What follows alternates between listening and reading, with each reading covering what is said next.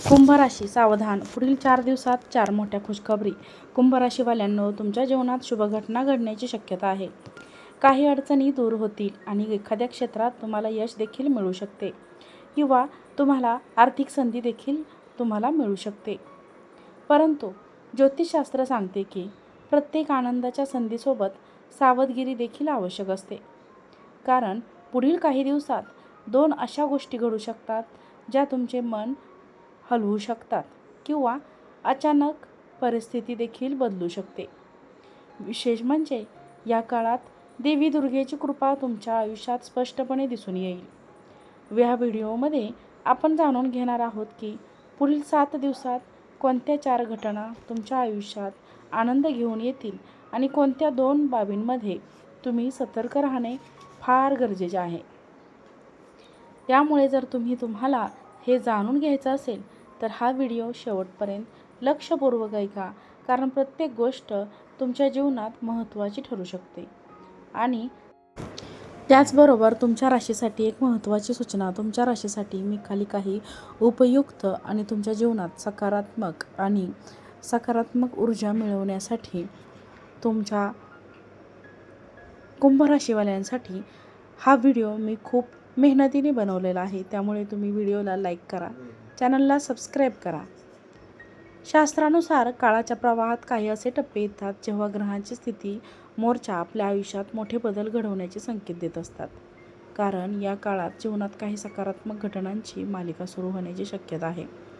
परंतु त्याचवेळी काही गोष्टींबाबत सावध राहण्याचा इशारा आहे. या काळात हा इशारा तुम्हाला मिळू शकतो. म्हणूनच या काळाकडे आनंद किंवा भीती या 2 भावनांपैकी कोणत्याही एकाच दृष्टीने न पडता समतोल आणि जागृत दृष्टीने पाहणे आवश्यक आहे.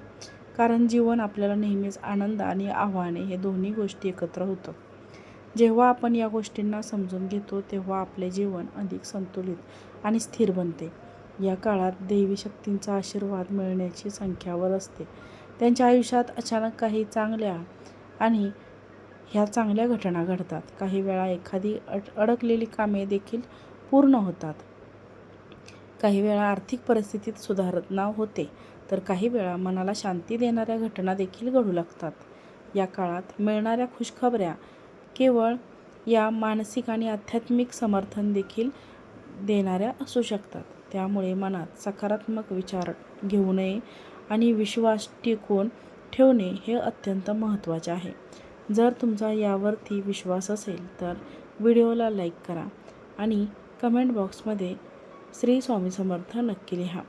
माझ्या जीवनात सकारात्मक बदल घडणार आहेत असे कमेंट बॉक्समध्ये नक्की टाईप करा. मोठ्या आनंदाच्या बातम्या ही तुमच्या कामाची किंवा प्रयत्नांशी संबंधित असू शकते. तुम्ही एखाद्या गोष्टींसाठी प्रयत्न करत असाल, मेहनत घेत असाल, एखाद्या संधीची वाट पाहत असाल, येणाऱ्या काही दिवसात त्या प्रयत्नांना योग्य फळ मिळण्याची देखील शक्यता आहे. अचानक एखादी बातमी मिळू शकते जे तुमच्या आत्मविश्वासाला नवी ऊर्जा देईल. त्यामुळे या काळात संयम ठेवण्यावर विश्वास ठेवणे हे आवश्यक आहे. त्यामुळे कुटुंबातील लोकांसोबत वेळ घालवणे आणि नात्यांना अधिक माहिती मिळू शकते. त्यामुळे या काळात प्रत्येक निर्णय हे विचारपूर्वक घेणे अत्यंत आवश्यक आहे. विशेषतः आर्थिक व्यवहार आणि नातेसंबंध यामध्ये अधिक जागरूक राहणे खूप महत्त्वाचे आहे आणि खूप आवश्यक आहे. पहिला धोका हा विश्वास ही अंधश्रद्धा संबंध असू शकते. काही लोक, काही वेळ एखादी व्यक्ती तुमच्या विश्वासाचा गैरफायदा घेण्याचा प्रयत्न करू शकतात. त्यामुळे प्रत्येक गोष्टीवर लगेच विश्वास ठेवण्याऐवजी समजून घेणे आणि निरीक्षण करणे हे अधिक योग्य ठरेल.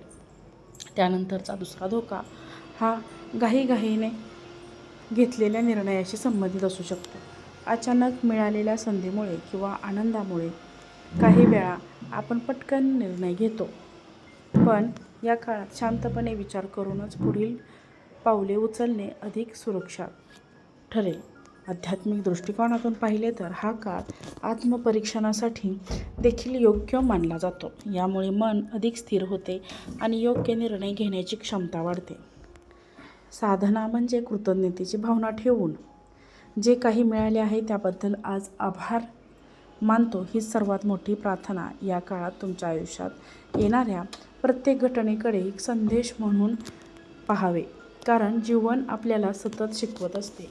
हे कोणत्या गोष्टी स्वीकारण्याचे आणि कोणत्या गोष्टींपासून नेहमी दूर राहायचे ते आपण हे नेहमी शिकत असतो आणि यासाठी सहमत असतो.